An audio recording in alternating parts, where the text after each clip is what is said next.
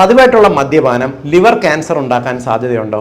മദ്യപിക്കുന്നത് കരൾ വീക്കം, liver cirrhosis ഉണ്ടാക്കുമെന്ന് കേട്ടിട്ടുണ്ടാവും. ഒരുപക്ഷെ ഇത് ക്യാൻസർ ഉണ്ടാക്കുമെന്ന് പലർക്കും അറിവുണ്ടാവില്ല. ചെറിയ അളവിൽ പലപ്പോഴും കമ്പനിക്കെല്ലാം തുടങ്ങുന്ന ചെറിയ മദ്യപാനം, പലപ്പോഴും ഈ മദ്യപാനത്തിന്റെ പ്രത്യേകത ഒരിക്കൽ ചെറുതായിട്ട് കഴിച്ചു തുടങ്ങിക്കഴിഞ്ഞാൽ ഇത് കമ്പനിക്കാണെങ്കിൽ പോലും നമ്മുടെ തലച്ചോറിനെ ഈ മദ്യം ക്രമേണ കീഴടക്കി മദ്യപാനം എന്ന് പറയുന്ന ഒരു രോഗമായിട്ട് കാണും. അതായത് കൂടുതൽ കഴിക്കണമെന്ന് നമ്മുടെ തലച്ചോറ് നമ്മോട് പറയുന്ന ഒരു അവസ്ഥയുണ്ടാവും. നമുക്ക് മദ്യത്തിന്റെ അളവ് നിയന്ത്രിക്കാൻ പറ്റില്ല. ഇങ്ങനെ മദ്യം അളവ് ക്രമേണ കൂട്ടി കഴിക്കുമ്പോൾ ഇത് നമ്മുടെ കരളിന് വളരെ ഗുരുതരമായിട്ടുള്ള രോഗവിശേഷം ഉണ്ടാക്കും. പ്രത്യേകിച്ച് കരളിനകത്തുള്ള കോശങ്ങൾ നശിച്ചുപോയി അവിടെ ഫൈബ്രോസിസ് ഉണ്ടായി കരൾ ചുരുങ്ങുന്ന ഒരവസ്ഥ, ലിവർ സിറോസിസ് എന്ന് പറയുന്ന ഒരു അവസ്ഥയെത്തും.